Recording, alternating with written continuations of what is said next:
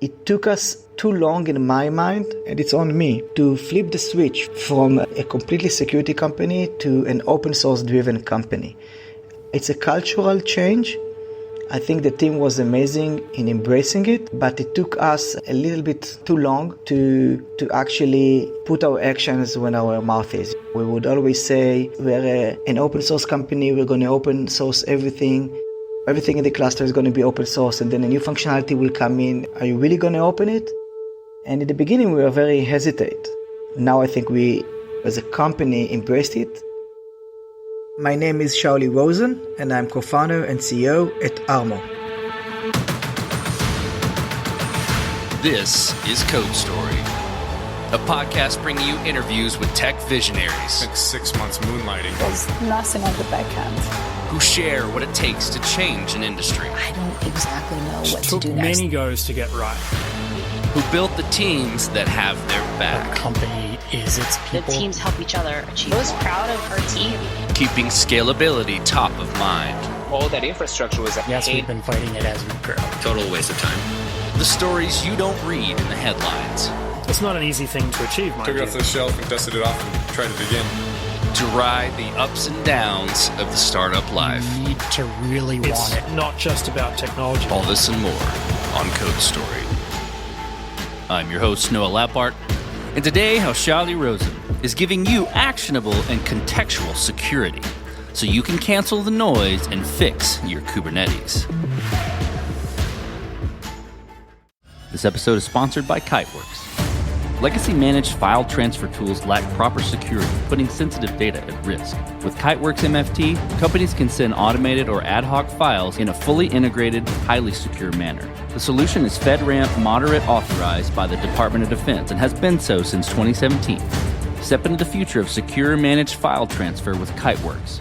Visit kiteworks.com to get started. This episode is sponsored by ClearQuery. ClearQuery is the Analytics for Humans platform. With their full suite of features, you can go from data ingestion to automated insights seamlessly. With Ask ClearQuery, you can find valuable insights into your data using plain English. Don't miss the opportunity to simplify your data analytics with ClearQuery. Get started today at clearquery.io/codestory. Shauli Rozen grew up in Israel, and besides a 5-year stint stateside, he has spent his whole life there. Shauli loves the beach and the ocean, spending time surfing, scuba diving, and free diving. Free diving piqued my interest, and he described it as diving with fins without scuba gear, holding your breath. He has made it 26 meters deep, which requires him to hold his breath for 60 seconds. In the past, Shauli noticed that the world was not actually ready for Kubernetes. The adoption curve proved to his team that businesses had different problems outside of security. After spending 2 years of discovery and intimately learning Kubernetes, they spent 2 weeks to change the game in security using open source.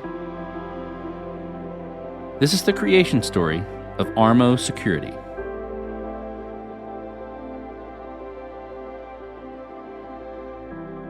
Our vision and our product is the only product you need to secure any Kubernetes cluster or Kubernetes environment from end to end. Not only the posture, what we call Kubernetes security posture management, but also runtime security, compliance, code security within the cluster and within your Kubernetes environment. The reason we believe we are special is because that dedication on Kubernetes and taking the context of everything that is running within Kubernetes, runtime information, Kube API, logs, CI/CD data, role-based access control data, all of that data together creates a context that enables us to provide remediation advice that is much, much better than any comparable solutions, not breaking the applications, and continuously making your environment more secure without breaking it. About 4 years ago, I met my co-founders, Ben and Leonid. I am not the smart guy in the room, okay? Ben and Leonid, they are much smarter than I. They are super technological. They go into the depth of every bit and byte. Those people who can read binary and ones and zeros and hexa and stuff like that. They came with the idea of a really advanced way to do runtime security within Kubernetes clusters. Back then, what we saw is that the world was not ready. Companies were just starting to use Kubernetes in production. So in the adoption curve of Kubernetes, we actually figured out that companies have different problems than security. They were handling problems of complexity of the operation and just getting things done within Kubernetes. And that's actually where it hit us, that Kubernetes security is different in the way that developers and specifically DevOps and platform engineers play a much, much bigger role also in the ongoing and the responsibility of security when it comes to Kubernetes security. And we decided to take a completely different approach and reverse our journey. And instead of starting from runtime, we decided to start from very simple compliance tests, posture management tests, just really covering the basics for any DevOps that would like to understand what's going on security-wise in their clusters. We decided to open source a tool that will help any developer, any DevOps guy to test their clusters in 3 minutes to know how it stands against the best and the most popular compliance frameworks back in the days. And the NSA and CISA issued hardening guidance for Kubernetes, and just in a click of a button, understanding how you stand against those hardening guidelines was a hit. Kubescape, which is this open source, took off like crazy. 8,000 stars in less than 4 months in GitHub, plenty of users, adoption, big companies, small companies. And that's when we decided to make that the central part of our offering and built the Armor platform around that open source. Let's dive into what you would consider the MVP of Armo. So that first version of the product you built, right? How long did it take you to build, and what sort of tools were you using to bring it to life? If I gave you like a straight, informal answer, it would be, it took us like a couple of weeks to build the MVP. And the MVP was basically scanning any cluster against those hardening guidelines from the NSA and CISA that I mentioned earlier.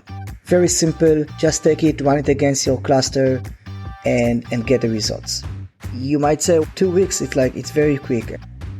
It took us 2 weeks to build it after we had 2 years of experience working around Kubernetes, understanding Kubernetes, building different runtime elements around it. It was a very focused effort, but after a very long, discovery period and understanding period of what is important in Kubernetes.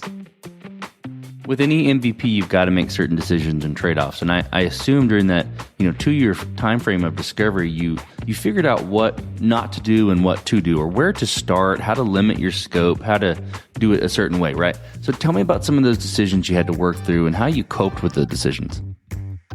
The first thing, and it's going to sound so trivial, but it is listening to the users and to the customers and to people that you speak with and test your technology with.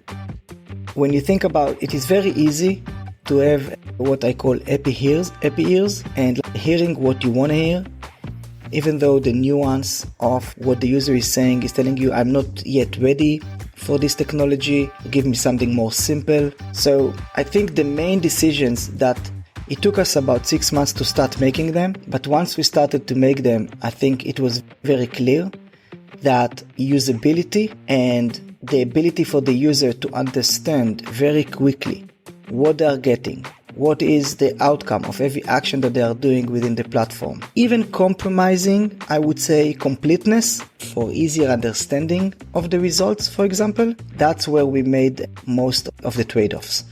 And you need to decide to leave functionality out of the product many times in order to keep it simple. This episode is sponsored by Kiteworks. Legacy managed file transfer tools are dated and lack the security that today's remote workforce demands. Companies that continue relying on outdated technology put their sensitive data at risk. And that's where Kiteworks comes in. Kiteworks MFT is absolutely the most secure MFT on the market today. It has been FedRAMP moderate authorized by the Department of Defense since 2017.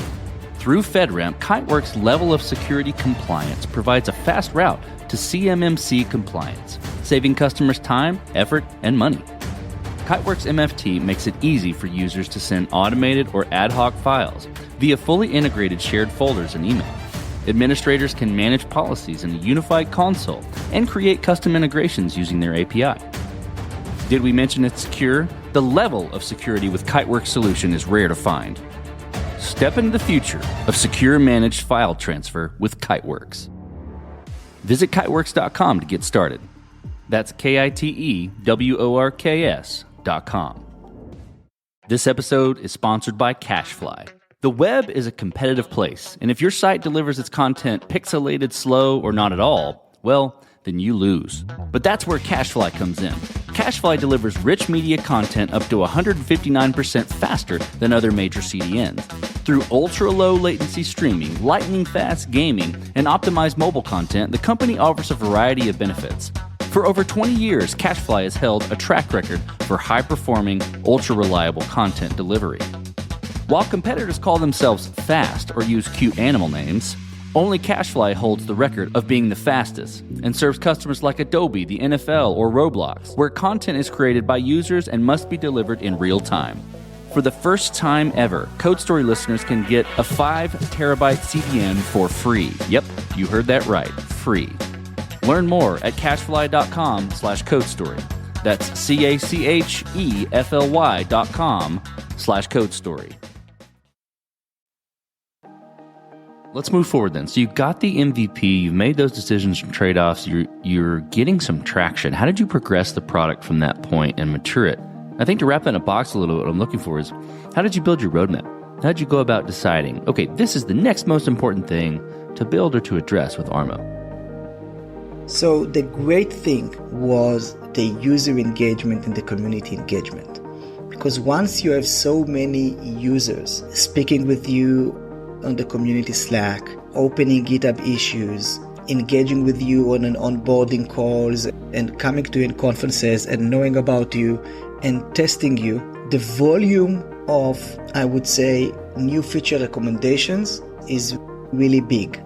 And the good thing about volume is you can start to talk about statistical significance. And it's not science, but even intuitively, when you have enough community and when you have enough users speaking with you, it is relatively easy to see what comes up again and again and what is more important. And then we started to run community days and we started to run advisory sessions with our users and starting to build the roadmap based on what they say, but also starting to think beyond what they say. It took us back into runtime, but it could have taken us in several different ways. So I think it's a little bit to our head of product, Yossi, who did a great job of analyzing and synthesizing what users are saying, and also thinking a little bit beyond that, but in the same lines. It gives you a very good direction, and that's the good thing about it. So here you mentioned in some team members. Tell me about how you went about building your team. What did you look for in those people to indicate that they were the winning horses to join you? In different stages of the company, you need sometimes different people. When in the beginning, you build around a few very excellent executors that know the topic very well. We have our core team around that. And then as we grew and we needed to build more structures and more processes, then we brought in more management people with the background of actually running processes, even if they are less in the details of the technology. But I think it's a combination. And what I did find is that it is very hard to find all-rounders, people who are good managers, they're good in front of customers, they are very strong in technology, and they have all of it. You're going to have a few of those, a handful of those in your company. You must have them, but you can't build on thinking that this is the only type of people that you will bring to the company. So eventually we started to hire subject matter experts around a product, around management of R&D, sales, customer success, and I think that is proving very well. I do try to hire people from relatively the same industry, so people who work for DevOps tools companies, security companies, because you can't have them completely out of the know of the industry. This episode is sponsored by CacheFly. The web is a competitive place, and if your site delivers its content pixelated, slow, or not at all, well, then you lose. But that's where CacheFly comes in. CacheFly delivers rich media content up to 159% faster than other major CDNs. Through ultra-low latency streaming, lightning-fast gaming, and optimized mobile content, the company offers a variety of benefits. For over 20 years, CacheFly has held a track record for high-performing, ultra-reliable content delivery. While competitors call themselves fast or use cute animal names, only CacheFly holds the record of being the fastest and serves customers like Adobe, the NFL, or Roblox, where content is created by users and must be delivered in real time. For the first time ever, Code Story listeners can get a 5 terabyte CDN for free. Yep, you heard that right, free. Learn more at cachefly.com/codestory. That's CACHEFLY.com/codestory. Hello, welcome to the Data Analytics Club. Do you know the password? No, didn't know there was one. Do you know how to code? No. Do you know how to query data? Like, ask a question? I guess not. I see. Then you can't be in this club. Sorry. Goodbye. Don't be left out of the Analytics Club. ClearQuery is the Analytics for Humans platform. With their full suite of features, you can go from data ingestion to automated insights seamlessly. ClearQuery provides you with the information you need without requiring you to do the heavy lifting. Their Ask ClearQuery feature allows you to ask questions in plain English, helping you find relationships and connections in your data that may have previously gone unnoticed. You can even visualize your data with presentation mode, taking your data storytelling to the next level. Pricing is based on storage, not licenses, and that ensures that you get the most bang for your buck. Don't miss the opportunity to simplify data analytics, your data analytics, with ClearQuery. Get started today at clearquery.io/codestory. This will be interesting given the product you're supporting and know and love. Tell me about scalability. Was this built to scale efficiently from day one or with scale in mind? Or has there been anywhere you've had to fight this as you've grown? You never build without scale in mind, okay? We did not make decisions of, hey, we know it's not going to scale, but we're going to do it anyway because it's quicker. We didn't make any type of decisions like that. But did we make decisions that we took relatively quick decisions, thinking that the way we do it is going to scale, but then needed to redo some of the things later on? Yeah, that happened. We always knew that we are a security company, we are an enterprise security company. Our customers, they're usually larger companies. If you're very small and you don't have a lot at stakes and you don't have a big environment, then usually you are not that concerned about security. So because we are aiming at relatively large organizations, we needed to have scale really from the get-go. So as you step out on the balcony, you look across all that you've built with Armo. What are you most proud of? The team is definitely what I am most proud of. It's a very strong, resilient team. They do whatever it takes to win a deal and to get things done. The company is based in Israel. This team has gone through a war, has gone through terrible experiences on October 7th, and still came and still performed and worked and made things happen in really difficult times. Also, the guys abroad supported. I remember Slack notes from team members abroad saying, hey, we know what you're going through. We're going to take whatever we need to do in order to help the company at this point. If we need to take some load on ourselves instead of our Israeli colleagues, we are here for you. So it's an unusual circumstances. I think the team and the collaboration and the togetherness that we have managed to create, in my mind, if I'm sitting on that balcony, that's what I'm seeing. And actually I had that experience.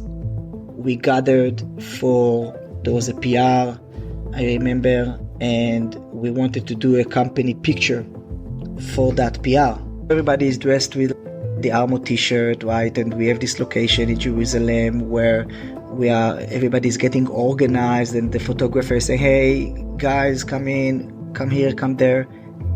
In that scene, there was a point where I was on the side, I was sitting with my coffee, looking at that scene of those people. Most of them are pretty young, 25 to 35, gathering for that picture, and I said, wow, this is truly the salt of the earth.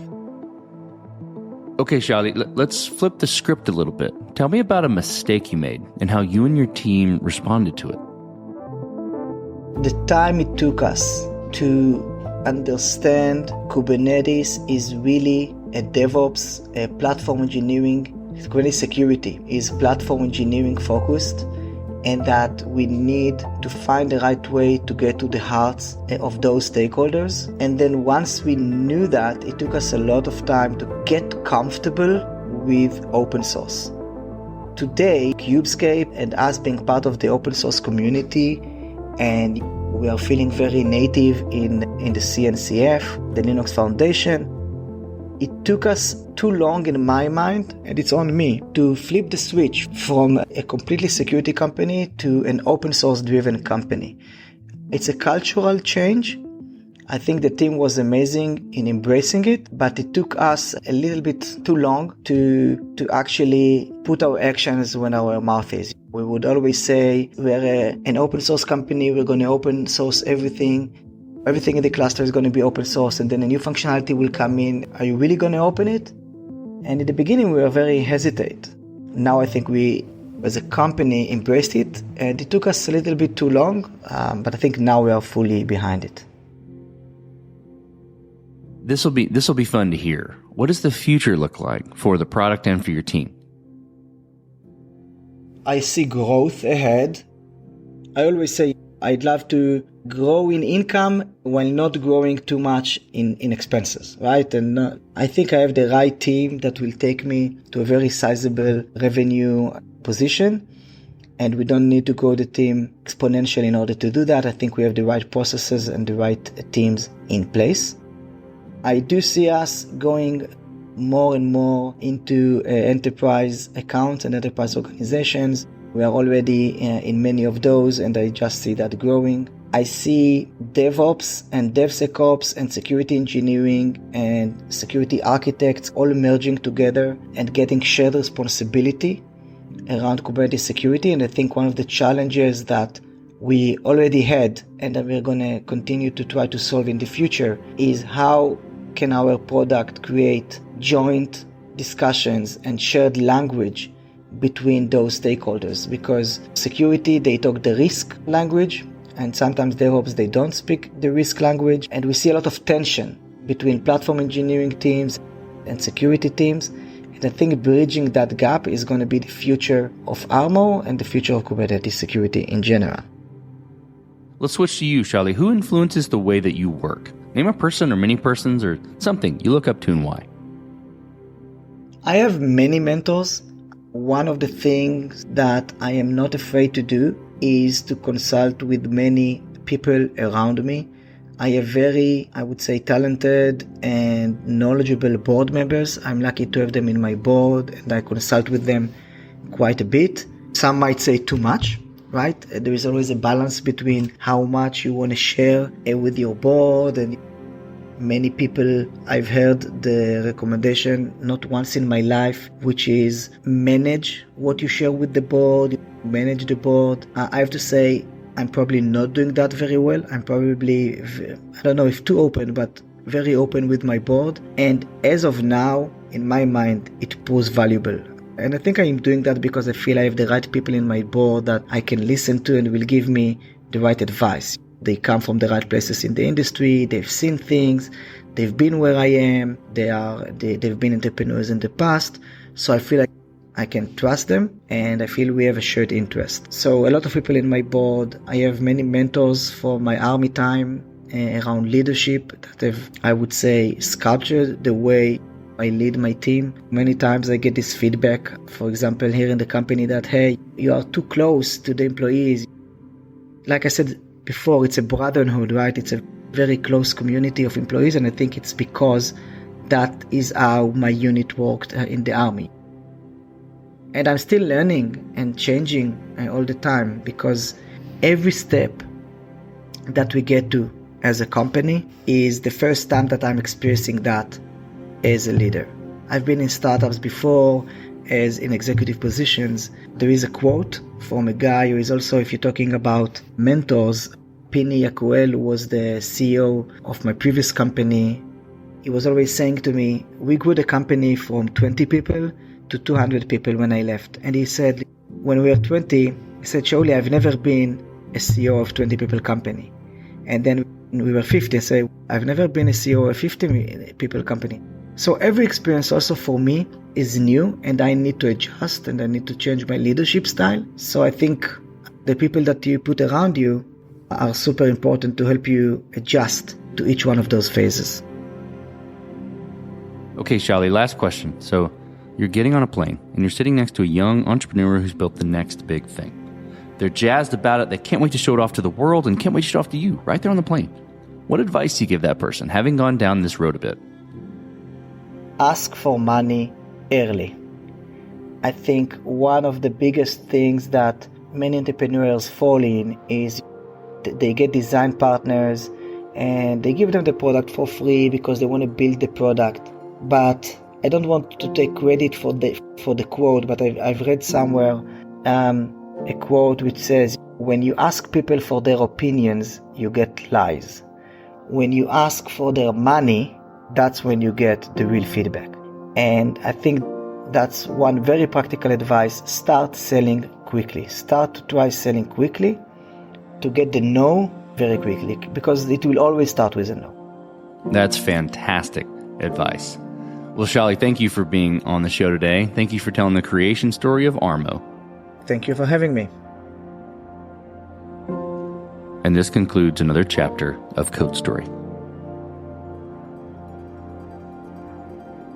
Code Story is hosted and produced by Noah Labhart. Be sure to subscribe on Apple Podcasts, Spotify, or the podcasting app of your choice. And when you get a chance, leave us a review. Both things help us out tremendously. And thanks again for listening.